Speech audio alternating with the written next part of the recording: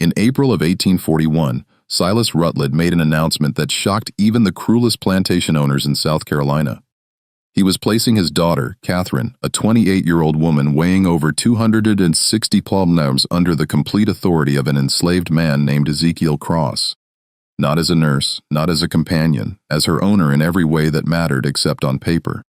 The white society of Colleton County was scandalized, but they had no idea what Rutledge was truly doing or what Ezekiel Cross would do to Catherine over the following months.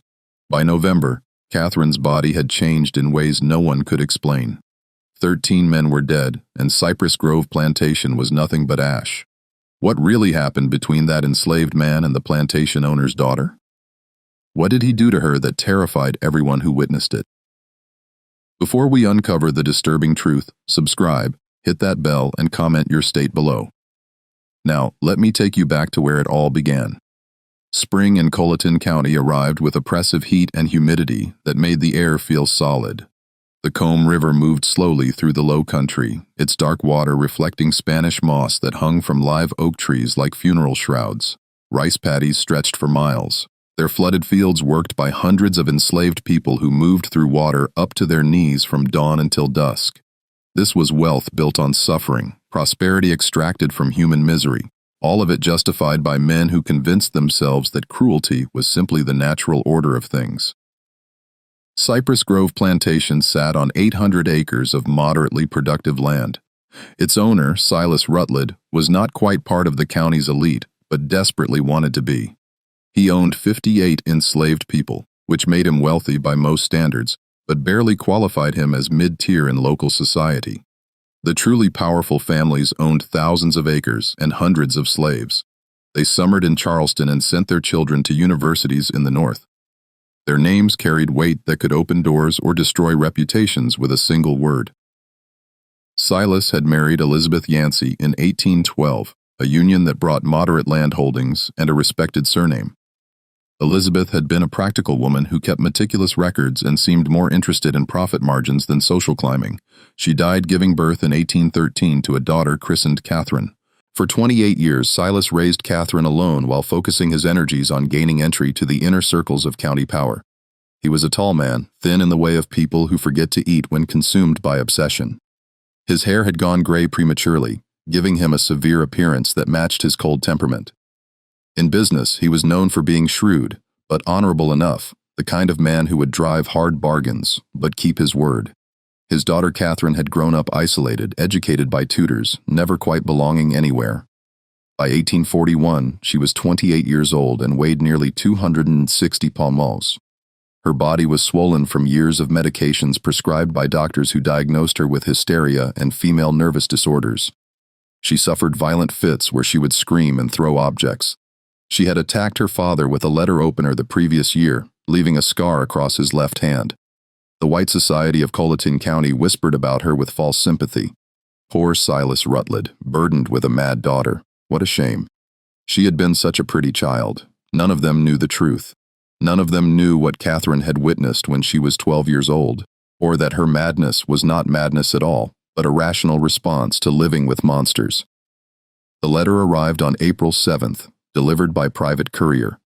Silas opened it in his study, expecting business correspondence. Instead, he found 3 pages on expensive paper sealed with red wax bearing a symbol he recognized immediately. A scythe crossed with wheat stalks, the mark of the Brethren of the Harvest. The Brethren, 13 men who gathered in darkness to perform rituals they believed strengthened the land through blood sacrifice. They mixed old European traditions with beliefs borrowed from enslaved people who understood spirits and power. They believed the strong were meant to consume the weak, literally when necessary. Silas had been initiated in 1822. He had attended perhaps 40 gatherings over 19 years, participating in rituals that ranged from disturbing to monstrous. The letter informed him he was in debt. $12,000 borrowed over years of gambling losses and failed investments, an impossible sum. Repayment would require selling most of his land and all his slaves, destroying everything he had built. But the letter offered an alternative, a demonstration of commitment from members in difficult positions. Silas would take his daughter Catherine and place her under the complete authority of one of his enslaved men, not temporarily, not as punishment, as a genuine transfer of responsibility lasting 1 full year. The enslaved man would have total control over her person, her daily activities, her treatment. Silas would announce this publicly at a gathering of the county's prominent families, explaining it as an extreme medical measure for his daughter's condition. The humiliation would be absolute. In a society where white women were supposedly precious and protected above all others, Silas would be declaring his daughter worth less than his property. But if he agreed, his debt would be forgiven, and the brethren would provide financial support to restore his position. Silas sat in his study for hours that night. He thought about his options. Bankruptcy would destroy him completely.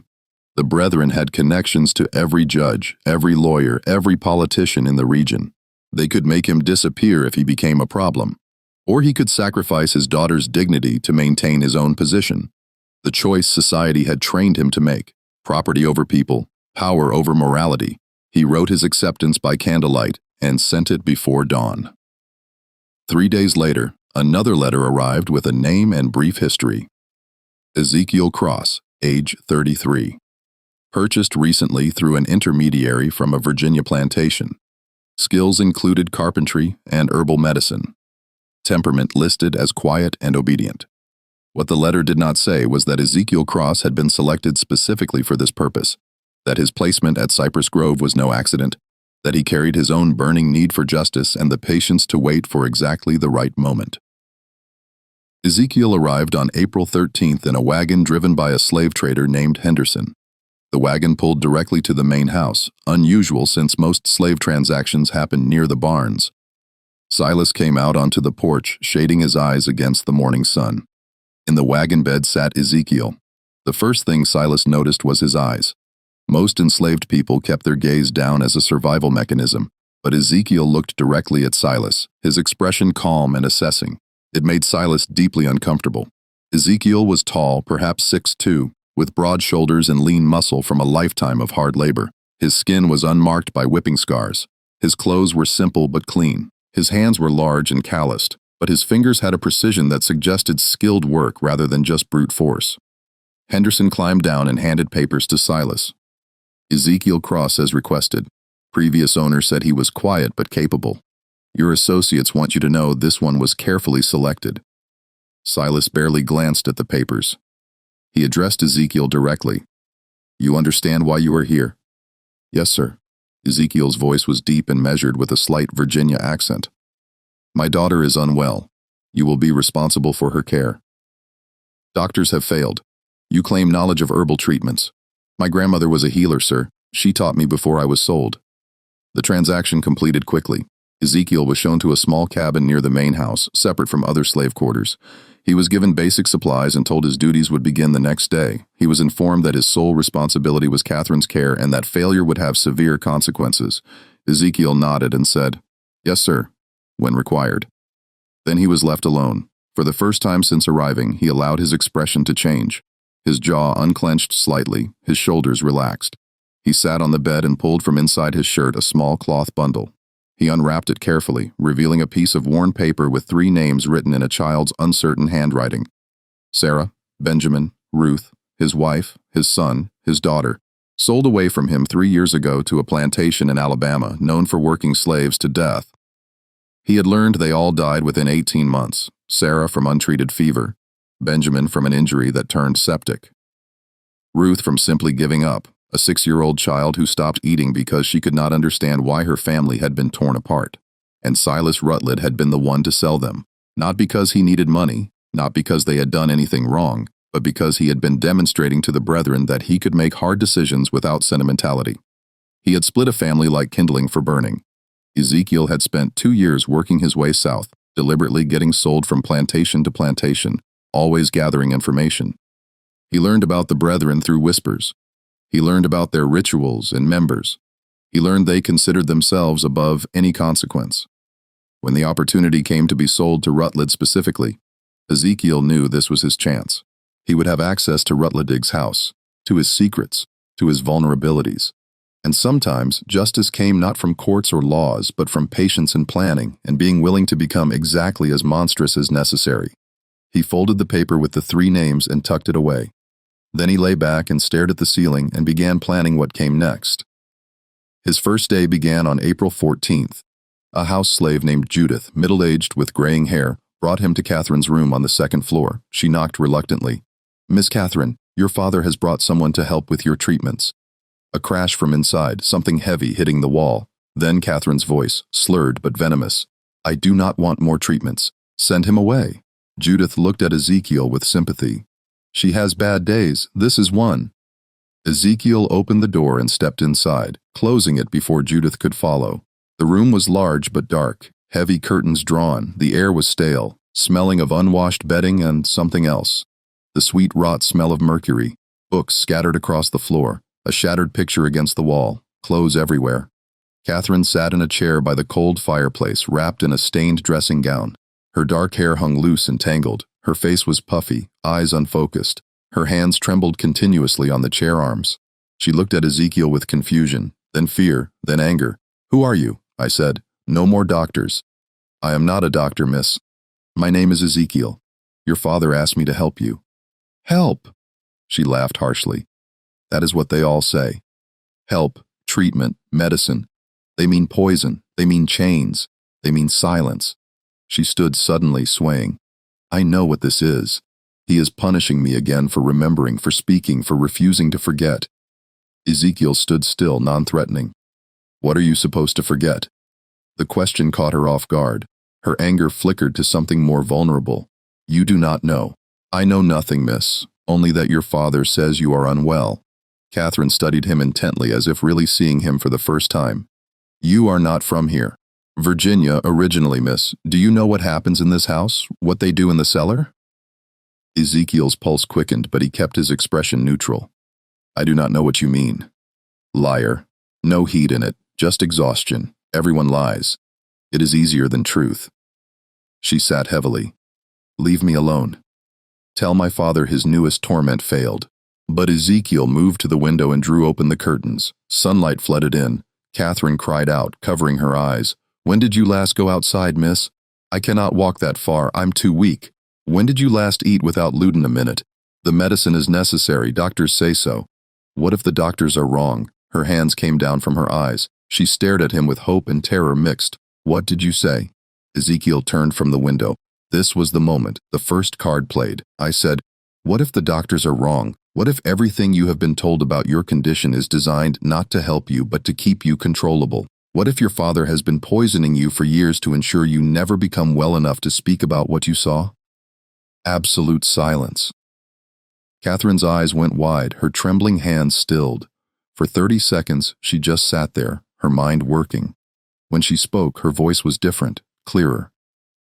"He told you." "Your father told me nothing, miss. But I have eyes. I know mercury poisoning. I know long-term lord use.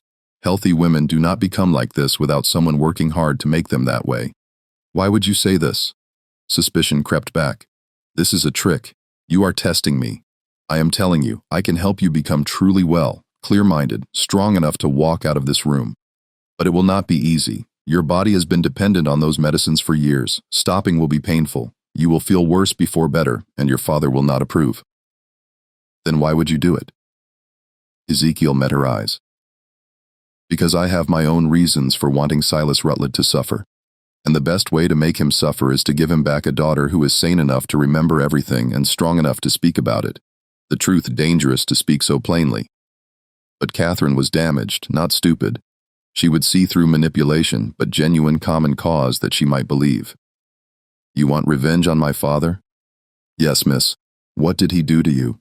He sold my family, my wife, and 2 children. Sent them to their deaths for no reason except to prove something to people who judge worth by cruelty." Catherine absorbed this, then nodded slowly.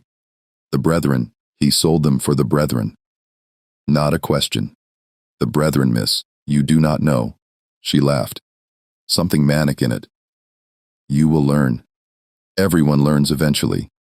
She leaned forward. "If I agree, if I let you help me, what happens then?" "You get well, miss. And when you are well, we decide what to do next."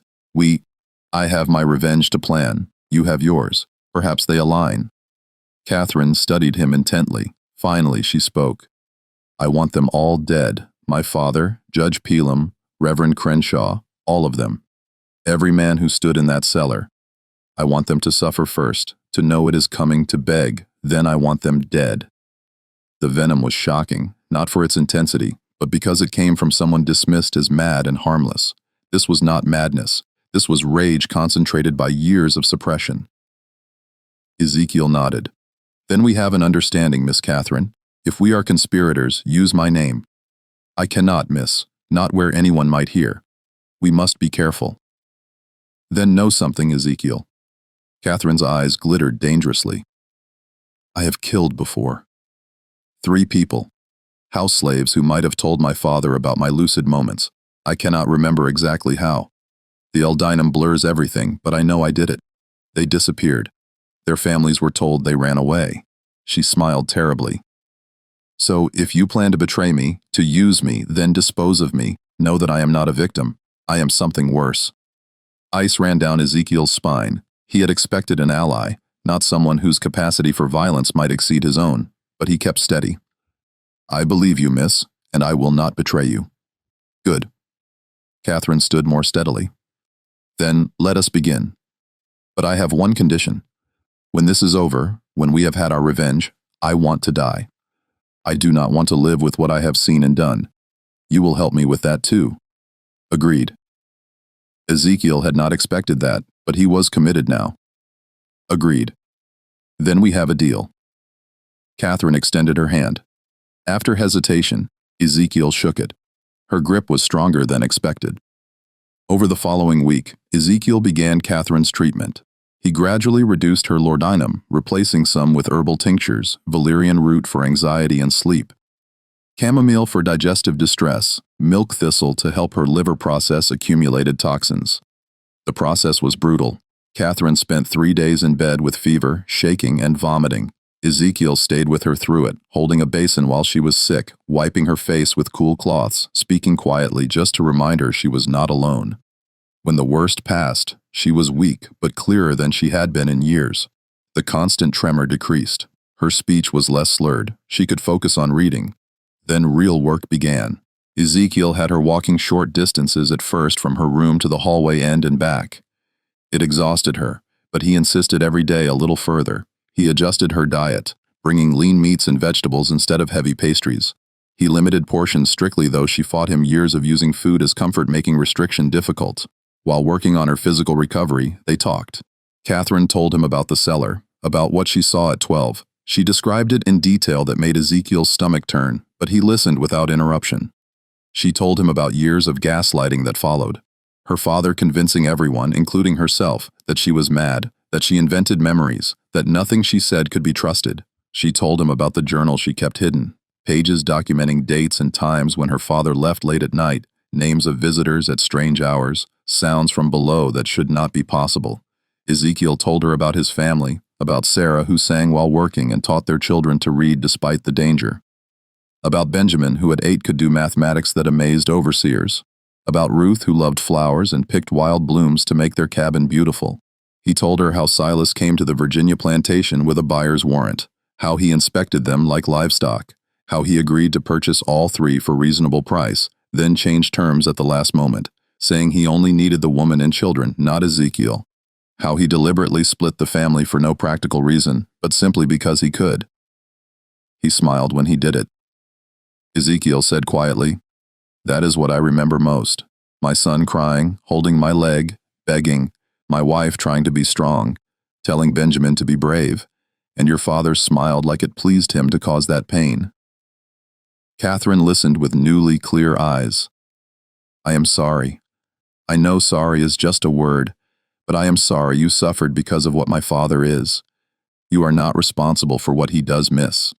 No, but I am responsible for what I do next, and I promise you, Ezekiel, he will pay for what he took from you. They will all pay."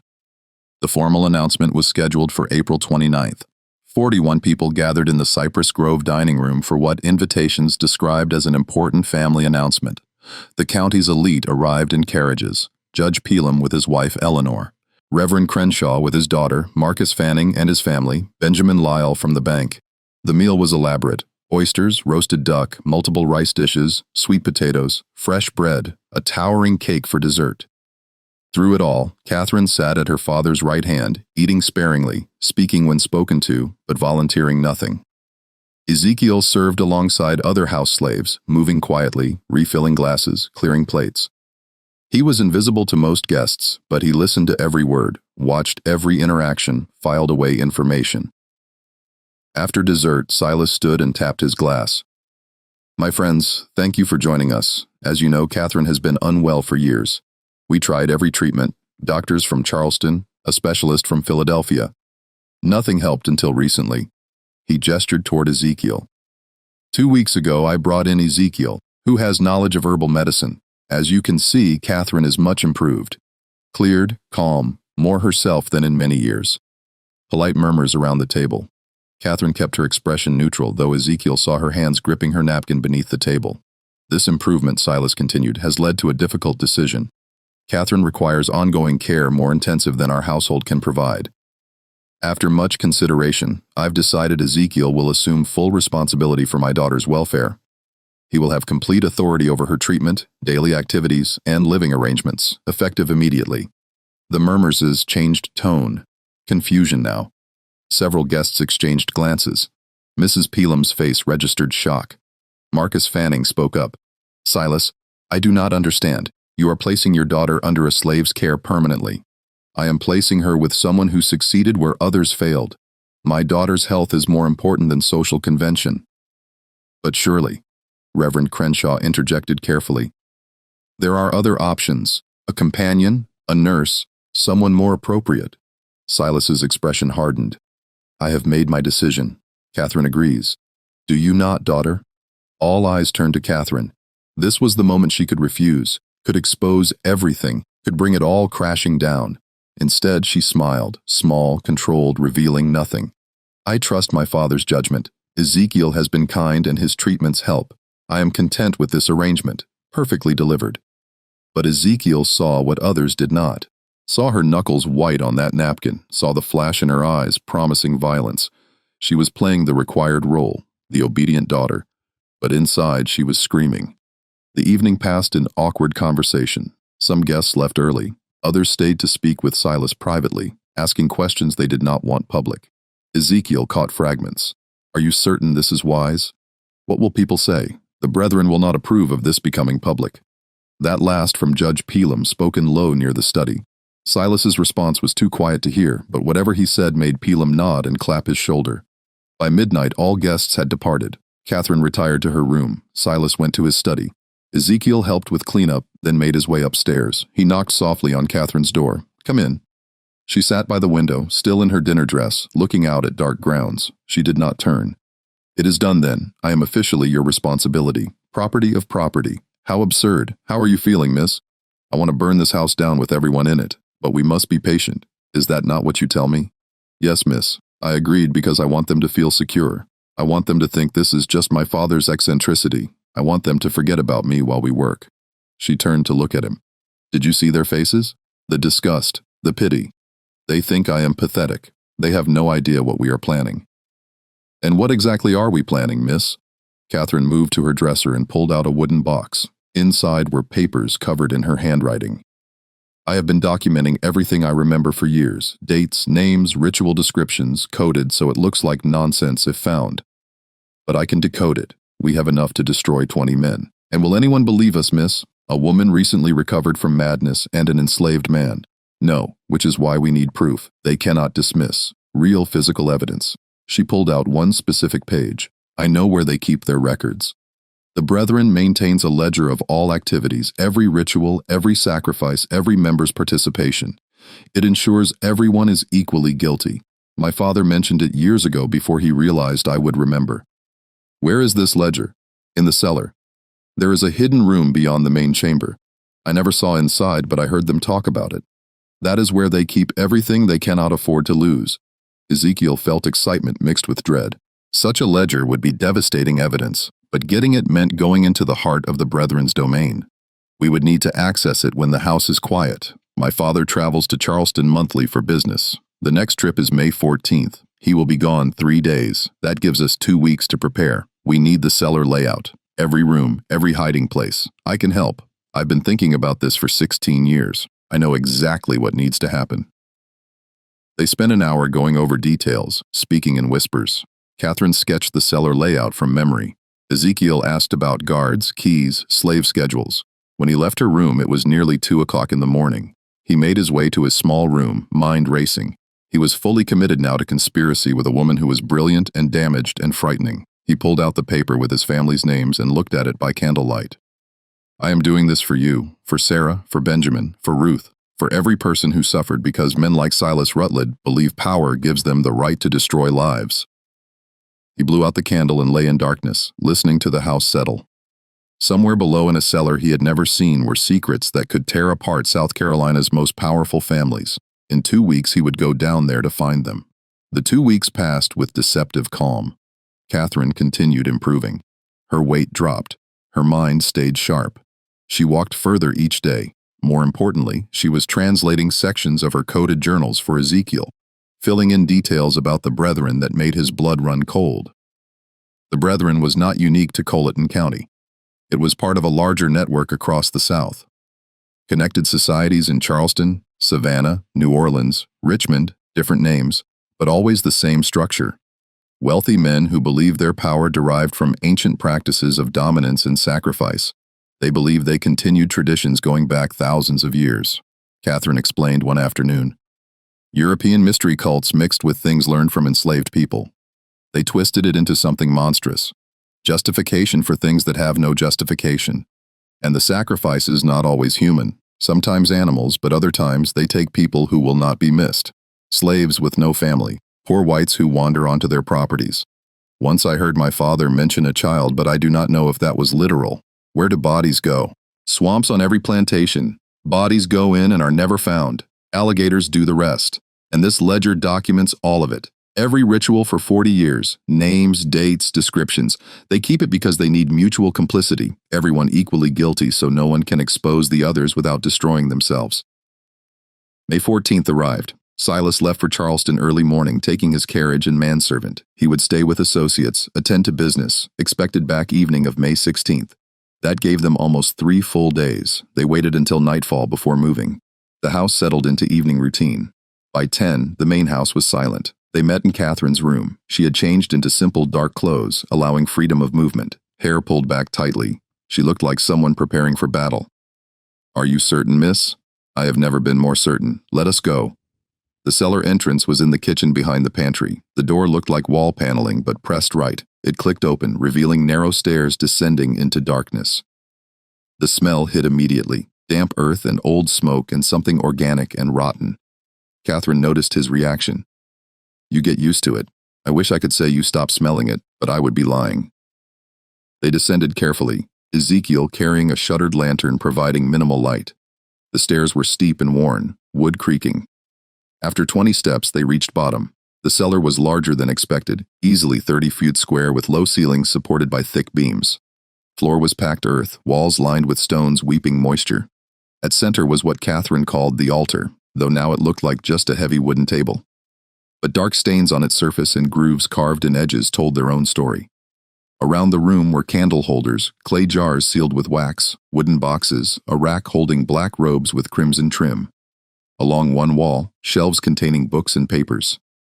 Catherine moved with certainty of someone following a memorized map. She led Ezekiel to the far wall where stones seemed solid, but she pressed one particular stone and something clicked. A section swung inward, revealing another chamber. This room was smaller, 10 feet square, and here the Brethren kept its secrets. The ledger sat on a wooden stand in the center, massive 2 feet tall and 18 in wide, bound in dark leather with metal clasps. Next to it were smaller journals. Around the walls were shelves containing jars Ezekiel refused to examine too closely. There, Catherine whispered, pointing. That is what we need.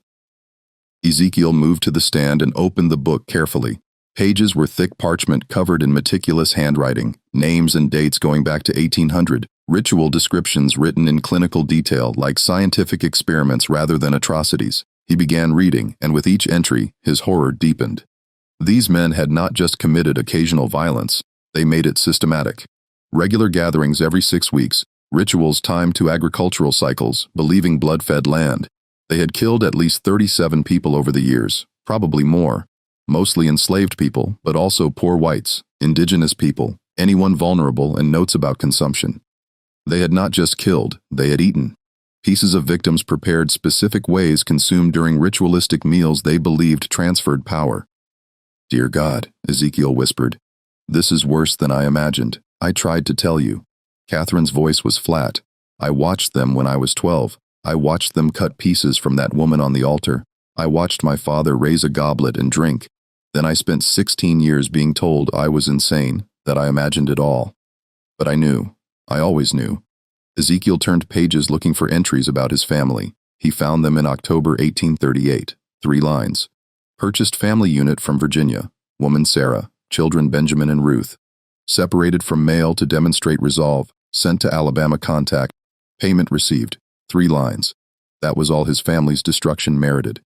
"We need to take this," Ezekiel said, voice tight with rage. "No," Catherine's hand on his arm. "If we take it now, they will know immediately. We need to copy the most important entries first." She was right, but Ezekiel wanted to burn everything. But revenge required patience, required being smarter than the enemy. They spent 3 hours working. Catherine had brought paper and ink. She copied entries about specific rituals, focusing on ones, naming current members. Ezekiel documented victims, creating a list of names and dates that could potentially be cross-referenced with other records. Exhausting work made worse by the content. Several times Ezekiel had to stop, hands shaking too badly. Once Catherine left the chamber entirely, overcome by memories, but slowly, methodically, they built their case. Page after page of evidence. They were so focused, neither heard footsteps on the cellar stairs. First indication something was wrong was when light flared in the outer chamber, lantern light much brighter than their single lamp. Ezekiel looked up sharply.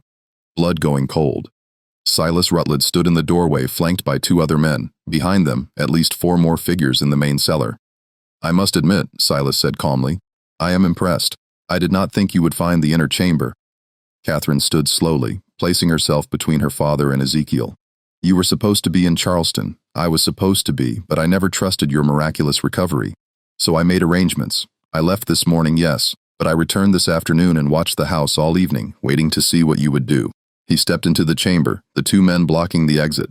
"Did you really think I would not anticipate this? That I would not prepare for the possibility you might remember might seek revenge? You have been poisoning me for 16 years. Catherine's voice steady, despite everything. "And you expect me to simply accept that? I expect you to understand it was necessary. You saw something you should not have a child. You could not understand. I could not allow you to destroy everything. I was 12 and I watched you murder a woman and eat her flesh. That was not fear, Father. That was a reasonable response to witnessing evil." Evil? Such a simple word. Silas moved further into the room, eyes moving between Catherine and Ezekiel. "And you, using my daughter to get to me, filling her head with ideas of revenge." Ezekiel said nothing, calculating distances and odds. 7 men against 1, with Catherine in no condition to fight. The situation looked hopeless. Silas seemed to read his thoughts. "Do not do anything foolish. I do not want to hurt either of you. Not permanently, but I cannot have this rebellion continuing." He gestured to the men behind him. "Bring them upstairs. We need to discuss what happens next." They were taken to Silas's study and locked inside together. The room was windowless except for 1 high transom, impossible to reach. The door was heavy oak, locked from outside. As soon as they were alone, Catherine moved to Ezekiel. "Are you hurt?" "No, miss, but we are in serious trouble." "Yes, but not as much as you think." She pulled something from inside her dress. The papers they had been copying. "I managed to keep these." He did not search me. Too confident. "That will not help if we are dead. We are not going to die. Not tonight."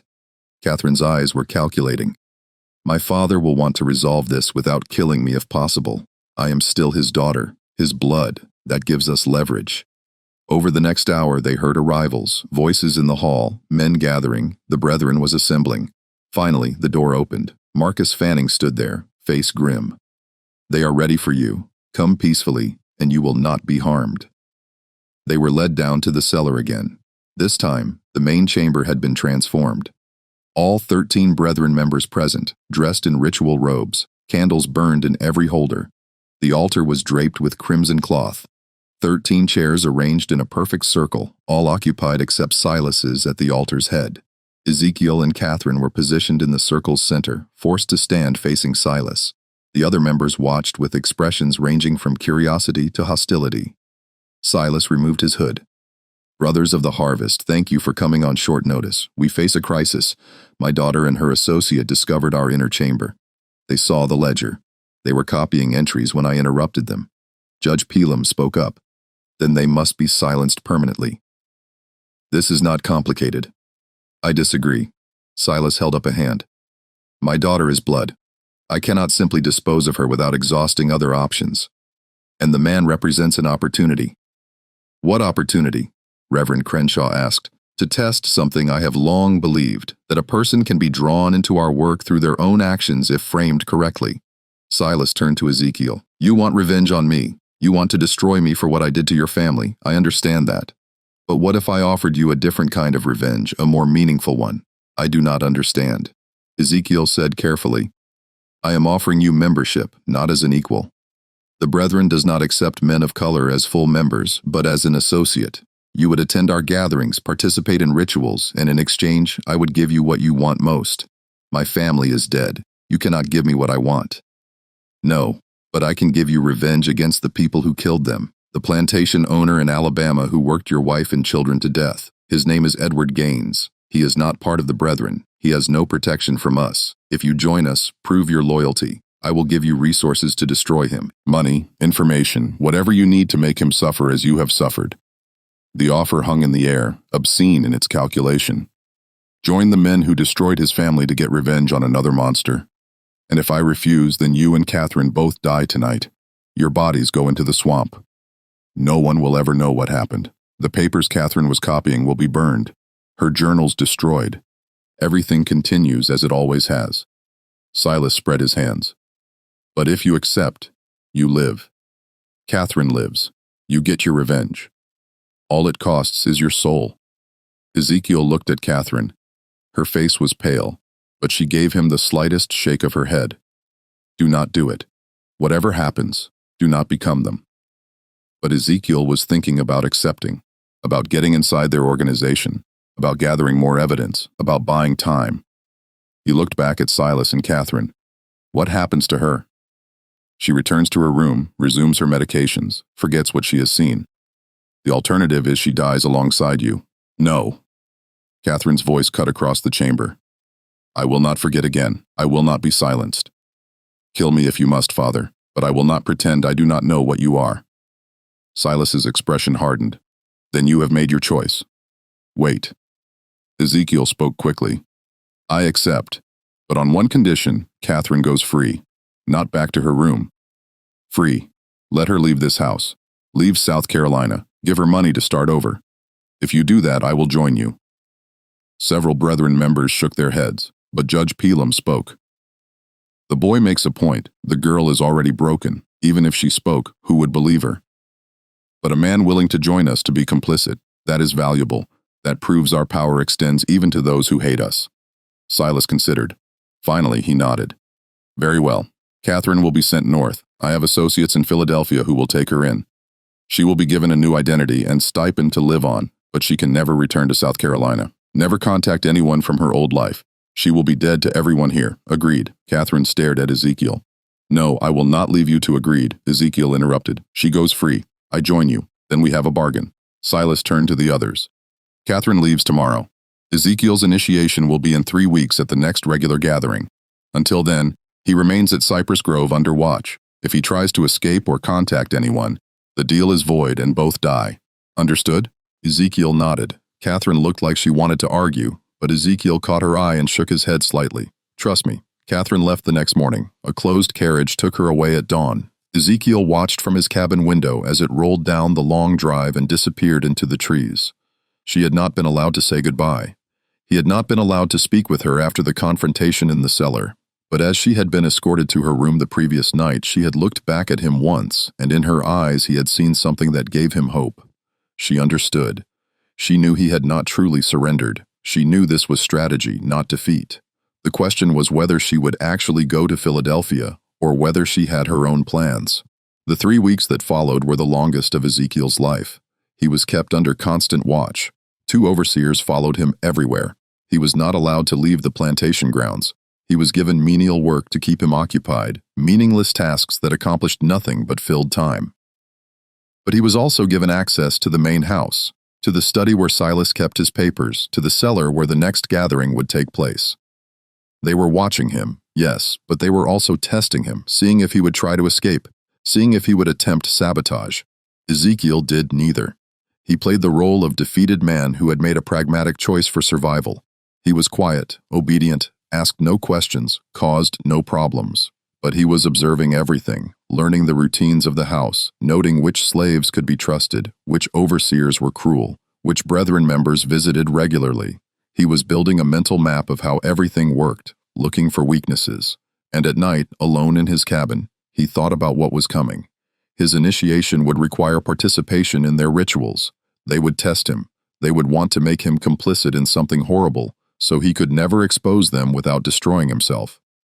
He thought about how far he was willing to go, what lines he would not cross, even for revenge, whether there was any act so terrible that justice did not justify it. He did not have good answers to those questions. On June 2nd, the night before his initiation, Silas came to his cabin. It was late after midnight. Ezekiel woke to knocking and opened the door to find his owner standing there alone. "May I come in?" Ezekiel stepped aside. Silas entered and looked around the sparse room. Finally, he spoke. "Tomorrow, you will become one of us. Not fully, never fully, but enough. I want you to understand what that means. I understand what I agreed to. Do you? Do you truly?" Silas sat on the single chair uninvited. The Brethren has existed for 43 years. In that time, we have never lost a member to exposure, never had someone break our code of silence. Do you know why? Because everyone is equally guilty. Partly, but also because we take care of each other. A man joins the Brethren and suddenly doors open. Business opportunities appear. Legal problems disappear. Enemies find themselves in difficulty. We are not just a society, Ezekiel. We are a network of power that extends across the entire South. Once you are part of that network, even as an associate, you will have access to resources you cannot imagine. And in exchange, I help you murder people. Silas did not flinch. In exchange, you help us maintain the natural order, the strong over the weak, the powerful over the powerless. That is how the world has always worked. We simply acknowledge it and use it to our advantage. You killed my family to demonstrate your commitment to that order. I did, and I would do it again because sentiment is weakness. Love is weakness. The moment you allow yourself to care more about individuals than about power, you have already lost. Silas leaned forward. But here's what I want you to understand. Your family is dead. Nothing you do will change that, but you can ensure their deaths meant something. You can use the power the Brethren offers to prevent other families from suffering the same fate. You can work from inside our organization to make changes, to push for less brutal treatment of slaves, to advocate for better conditions. You will have a voice at our table that is worth something. It was almost convincing almost. The idea that Ezekiel could become some kind of reformer from within, using his position to help others. But he knew it was a trap, a rationalization. The moment he participated in their rituals, he would be compromised. The moment he accepted their power, he would be corrupted by it. "Why are you telling me this?" Ezekiel asked. "Because I want you to succeed. Because having you as an ally is more valuable than having you as an enemy. Because I killed your family, but I do not want to kill you." Silas stood. "Tomorrow night you will be asked to do something difficult. Something that will test whether you truly commit to this path. I am telling you now, whatever you are asked to do, do it. Do not hesitate. Do not show weakness, because if you fail the test, both you and Catherine die. Yes, I know she is not really in Philadelphia. I know she is hiding somewhere planning her own revenge. But I have people watching for her. The moment she surfaces, if you have not proven yourself, she will be found and killed. Do you understand?" Ice flooded through Ezekiel. Catherine was alive, but she was in danger, and his actions tomorrow would determine whether she lived or died. "I understand," he said quietly. Silas nodded and left without another word. Ezekiel sat alone in the dark cabin thinking about the impossible position he was in. He had to participate in something monstrous tomorrow, had to prove himself to monsters, had to become complicit in evil, or he had to find another way. A third option that neither Silas nor the brethren anticipated. He pulled out the paper with his family's names, looked at them in the moonlight coming through the window.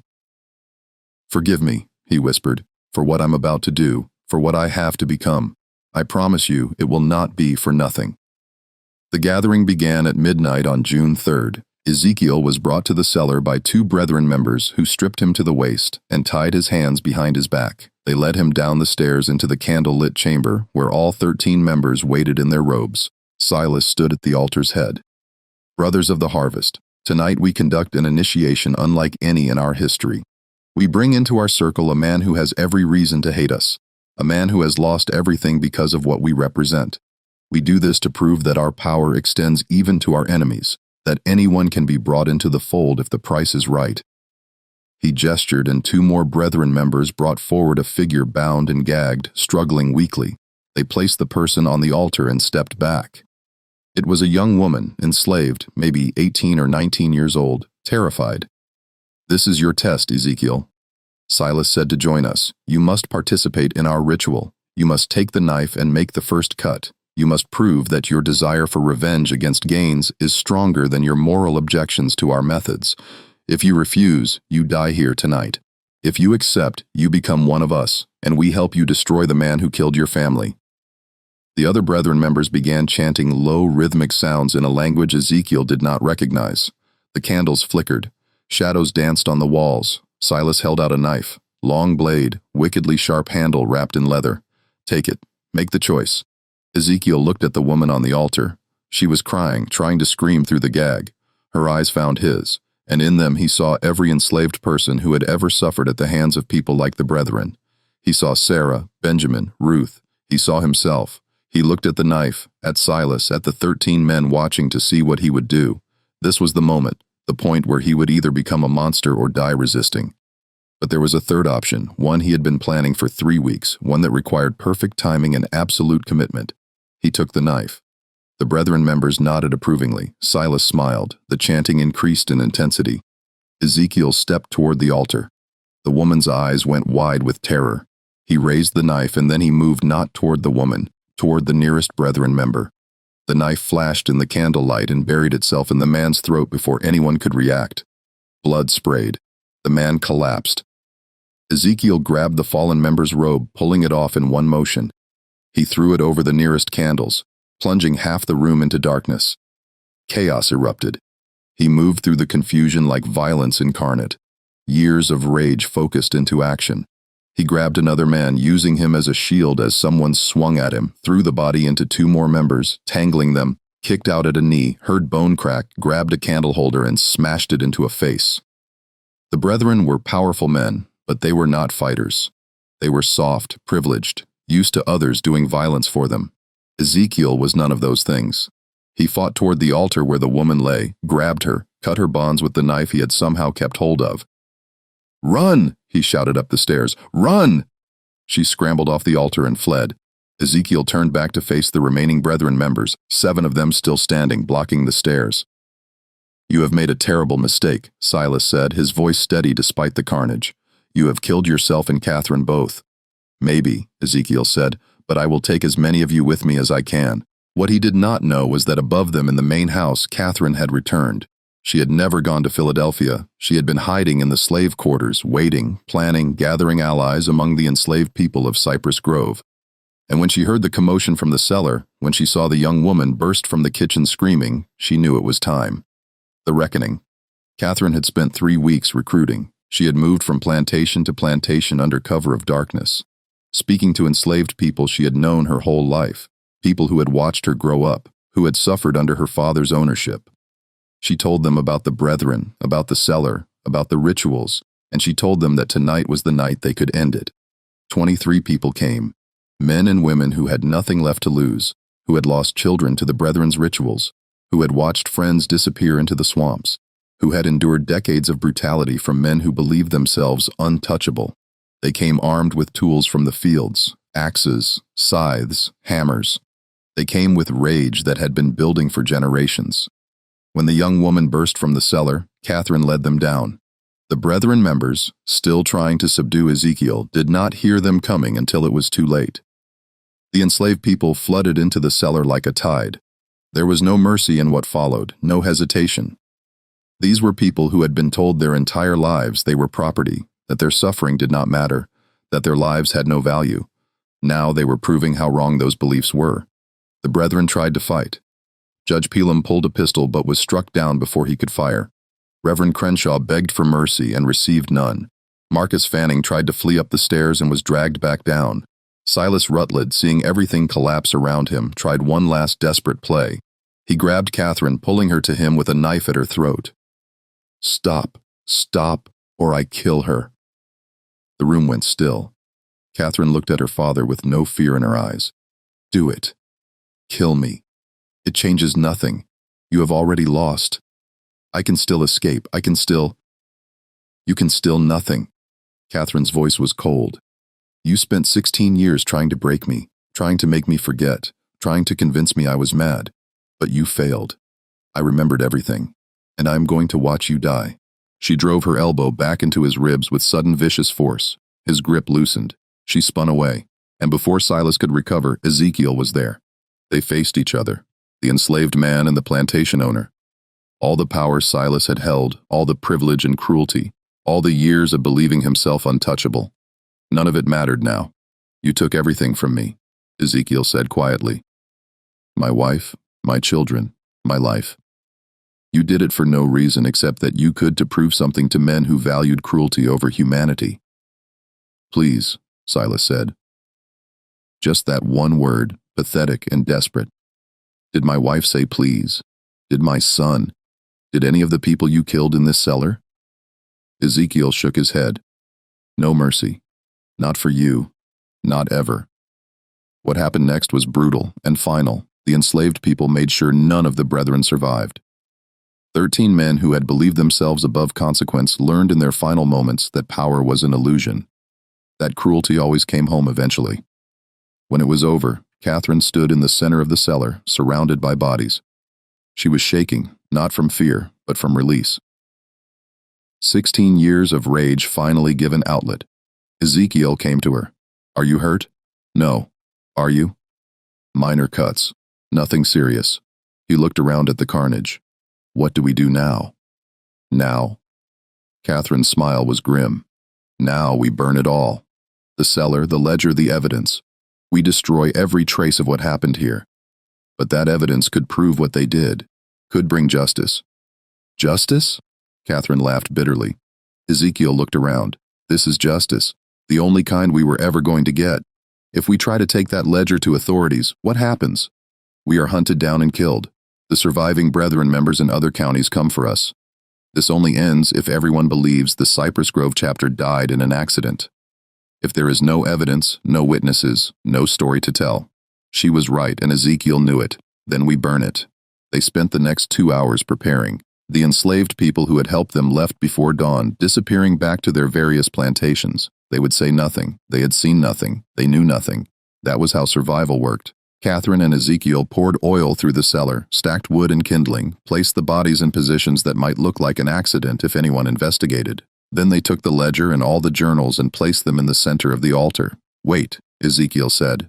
He opened the ledger one last time and found the entries about his family. He carefully tore out those pages and folded them, placing them inside his shirt. "For them, so they are not forgotten." Catherine nodded. Then she took a candle and held it to the oil-soaked wood. The fire caught immediately. Within minutes, the cellar was ablaze. They fled up the stairs and out of the house, stood in the yard, watching as flames engulfed Cypress Grove Plantation. People would come. Other plantations would see the smoke. There would be questions, but Catherine and Ezekiel had their story prepared. A terrible accident. A candle knocked over in the cellar. The master and his guests trapped below. So tragic, so terrible, no one would ever know the truth. As the sun rose over the burning ruins, Catherine turned to Ezekiel. "What will you do now?" "Go north. Use the chaos of this fire to disappear. Maybe find others who want to fight to create a network that can help people escape." He pulled out the paper with his family's names. I cannot bring them back, but I can make sure others do not suffer the same fate, and I will go north as well. Use the money I have been stealing from my father's accounts for years. Start over, she paused. But I will not forget. I will document everything that happened here. I will write it all down so that someday, somehow, someone knows the truth. They sealed the records. They will seal your testimony too if you try to make it public. Then I will hide it. I will code it. I will leave it somewhere to be found decades from now when we are all dead and it cannot hurt us anymore. She looked at the burning house. The truth has a way of surfacing eventually. Even when people tried to bury it, they stayed until the fire burned itself out, until Cypress Grove Plantation was nothing but ash and blackened timbers, until there was nothing left to show that 13 men had gathered there to commit atrocities. Then they walked away in opposite directions, Catherine north toward Charleston and eventually Philadelphia, Ezekiel west toward the frontier, where enslaved people could disappear into communities that asked no questions. They never saw each other again. The official story was exactly as they had planned. A tragic accident. Silas Rutledge and 12 prominent gentlemen meeting at Cypress Grove to discuss business when a fire broke out. All 13 perished in the cellar, overcome by smoke before they could escape. A terrible loss for Colleton County. Funerals with full honors, eulogies praising their contributions to society. Catherine Rutledge was reported to have died in the fire as well. Her father's mad daughter trapped in her room, unable to escape, a particularly sad footnote to an already tragic event. No one questioned it, no one looked too closely. The enslaved people who had participated said nothing. They had no reason to speak and every reason to remain silent. Most were sold within months to different plantations as Cypress Grove was liquidated. They scattered across South Carolina and beyond, carrying their secret with them to their graves. Years passed. The ruins of Cypress Grove were eventually demolished, the land sold, new buildings constructed. Life moved on as it always does, covering over the past with the present. But whispers persisted. Stories told in slave quarters late at night about the plantation where the masters burned. About the night justice came to men who thought themselves untouchable. About the woman and the man who made it happen. The stories changed with each telling, becoming legend, becoming myth. But the core remained. That cruelty had consequences. That power was not absolute. That sometimes the powerless found their power. In 1863, during the Civil War, Union troops occupied the area where Cypress Grove had stood. They found evidence of old tunnels beneath the property, found bones in the nearby swamp, found markings on trees that suggested ritual sites. But the war moved on, and no one had time to investigate further. In 1971, during demolition work, a journal was found sealed in a wall. It detailed everything: names, dates, rituals, victims. But as Catherine had predicted, it was coded. And before anyone could fully decode it, the journal vanished from county records. Some say it was destroyed. Others say it was taken by descendants of the Brethren families protecting their ancestors' secrets. A few believe it still exists somewhere, waiting to be rediscovered when the time is right. What is known is this: 13 prominent men died in a fire in 1841. Catherine Rutledge disappeared shortly afterward, though no body was ever confirmed found.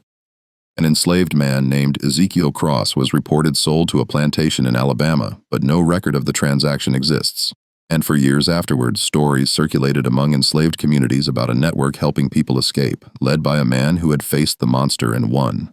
Whether those stories were true or just wishful thinking, no one can say for certain. But sometimes truth lives not in official records, but in the stories people tell, in the memories they keep, in the justice they remember, even when history tries to forget. This mystery shows us that power built on cruelty is never as solid as it seems, that secrets kept in darkness eventually find light, that the people deemed powerless often hold the most dangerous power of all, the power of witness, the power of memory, the power of refusing to forget. What do you think of this story?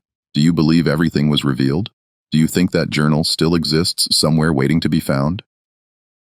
Leave your comment below. If you enjoyed this tale and want more dark historical mysteries like this, subscribe to Liturgy of Fear. Hit the notification bell so you never miss a story, and share this video with someone who loves mysteries that blur the line between history and horror. These stories need to be remembered. These voices need to be heard. See you in the next video. See you in the next video. See you in the next video. See you in the next video. See you in the next video. See you in the next video. See you in the next video.